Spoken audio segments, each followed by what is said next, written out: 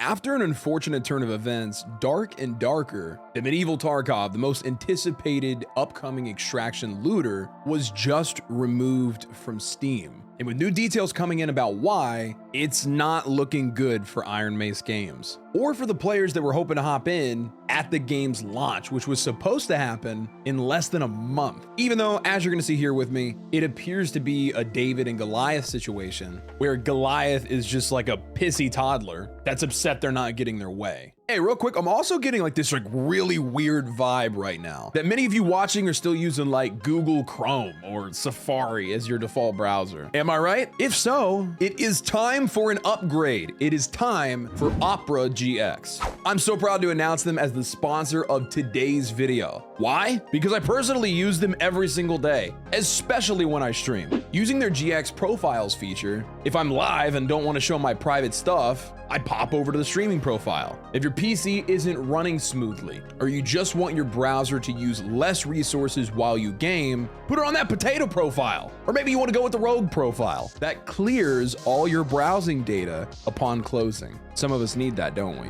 GX Corner is another feature they have that I use pretty regularly, as Opera will literally pull up a calendar for you that shows the upcoming game releases and their dates that you need to be aware of, so that you can always plan your sick days accordingly. And don't you just love getting flashbanged by random websites that you pull up? No? Me neither, Kimusabi. Opera GX allows you to force dark pages on every single page that you're browsing, so that you can search the web in the comfort of your darkness. But one of the coolest features that really impressed me is the compatibility with the Opera GX phone app. You can literally be watching a video on your PC, but nature's a callin'. You can hit a button to continue watching on mobile, pull up GX on your phone, and resume the video right where you left off.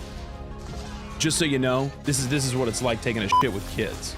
I can honestly say that literally no gamer that I personally know isn't using Opera GX as their main browser now. If you're late to the party, the download link is going to be in the description below. So how did we get here? What all did Iron Mace Games actually do? And what is the nail in the coffin that will result in the cancellation of Dark and Darker? No matter how unsubstantiated the claims being made against them actually are, and how overwhelmingly positive the reviews from the gaming community has been, with so many people that were looking forward to a unique medieval spin on extraction games like Tarkov, The Cycle Frontier, Hunt Showdown, or Call of Duty's DMZ. All of their issues start with NEXON, a fellow much larger game developer you may know as the team behind MapleStory and one of the original pioneers of microtransactions in gaming. So yeah, a truly beloved developer that they might have stolen from. But it seems, man, I'm telling you, with every new bit of info we get is likely not the case. And it's becoming ever so apparent that NEXON is just pissed with how successful Dark and Darker has been. And since it's not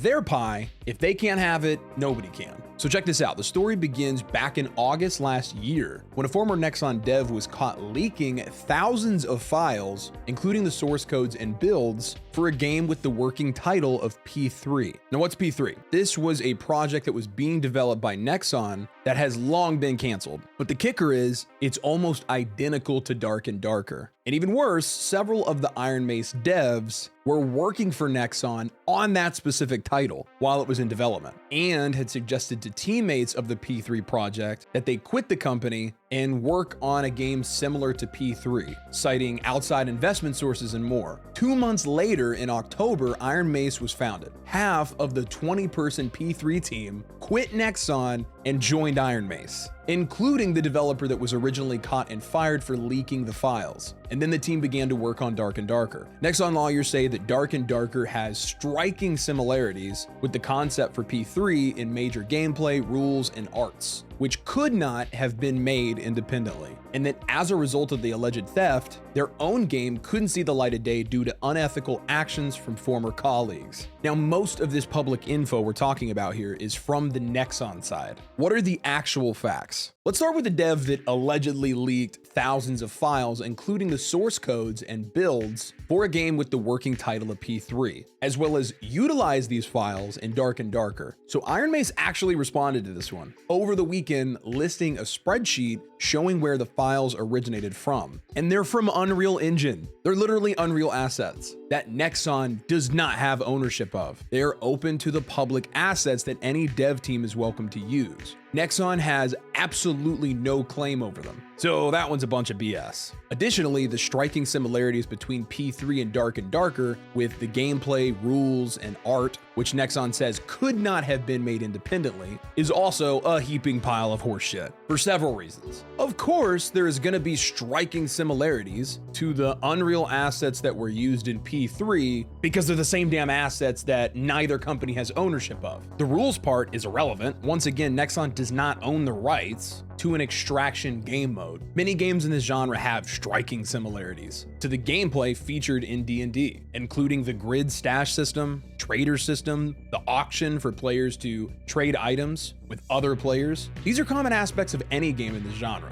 And finally, the part about the art being similar, the same dev that was working on P3's art is working on the art for Dark and Darker. Game artists have specific and unique styles. Often when looking at two completely different titles, let's say one's like a space survival game and the other an open world fantasy MMO, if it has the same artist, it's likely that you're gonna see similarities in certain aspects, such as character design style, because they're made by the same person. So that one's a crock too. Nexon then says that Iron Mace could not have made Dark and Darker independently. Like they're that good, you know? Nexon wants us to believe that D&D could not have been developed over the course of a couple years by a 10-man dev team. Like what? Guess they never heard of Valheim. Like not bashing Dark and Darker at all, because the game is incredibly fun and innovative. But if you've seen or played it, the movement and overall combat mechanics are like straight out of 2010. It's clunky almost, like slaying dragons in Skyrim. The maps they're using, the characters, the torches on the damn wall are Unreal Engine public assets. So I'm not buying it. I don't think anybody will buy that they couldn't have made this game independently from Nexon. So sweet, Nexon's unsubstantiated claims are baseless, right? Therefore, Dark and Darker is safe and we can play in April. Congratulations me! Then this happened. Nexon has learned that Iron Mace is making unauthorized use of Nexon's trade secrets and copyrighted material, as detailed below. This letter is to inform you of Iron Mace's misconduct, constituting misappropriation of Nexon's trade secrets and copyright infringement, and to request that Valve take down all versions of Dark and Darker from Steam. This takedown request was filed on March 22nd, and because of the illegitimacy of the claims, I think most of us figured that nothing was going to come of it. Hell, even Iron Mace thought that nothing was going to come of it. On their Discord, they said, "Do not worry too much about what you're hearing regarding Nexon. Most of what you see on the internet is not accurate. There will be no delay in development, and there is nothing to worry about." This weekend, Steam responded and delisted Dark and Darker from their site, effectively bringing all plans to launch this game to a screeching halt. Iron Mace immediately went public to the fans, saying, "We have recently been served a cease and desist letter and DMCA takedown by Nexon regarding Dark and Darker. Based on distorted claims, we are currently working with our legal team to remedy this issue in the best manner possible. Due to the sensitive legal nature of this issue, we must be careful with our statements so as not to jeopardize our position. We ask for your understanding as we work to get the game back up as quickly as possible. Please know that we will do all that is possible for our fans. Thanks." So I would bet that this caught them by surprise too. At very least, I doubt that they expected to get removed from Steam this weekend, especially with such poor evidence from the other side. There's actually a lot of information in the takedown letter. If you want to read the entire thing, I don't want to go into all that in this video. I'm going to leave a link for you guys down in the description below. Now, because of all this, regardless of what anybody says, the future of Dark and Darker is murky at best. Getting removed from Steam is never a good sign. While the lawsuit, as we just went through, is unfounded and should be easy to beat, Nexon's much larger and could easily win.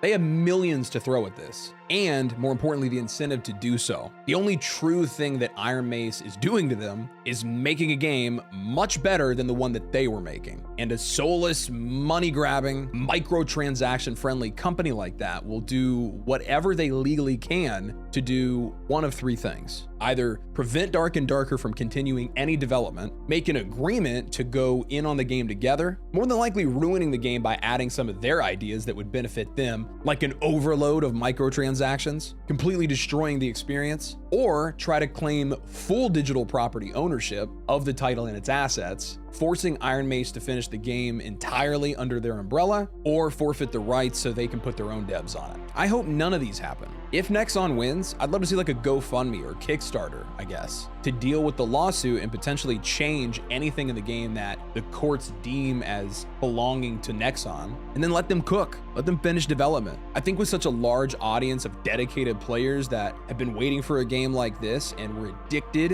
when playing in the betas, if Iron Mace were to offer, let's say, a Kickstarter campaign with rewards for players willing to invest in different tiers, like $10 just to help out, $50 or something, and we'll name like a sword after you, I think they could get some real traction there. I don't think that any of us want to see this game get lost in the abyss and fall into that genre of games that could have been, alongside the day delayed. As soon as I get any updates on the future of Dark and Darker, I'll keep you guys in the loop, along with any new and upcoming extraction looters. From what I just learned yesterday, this new subgenre birthed by like if looter shooters like The Division and Destiny and Battle Royales got together and bugged is about to be the next big genre of gaming in 2023. Check it out. I'm serious. Click the thing.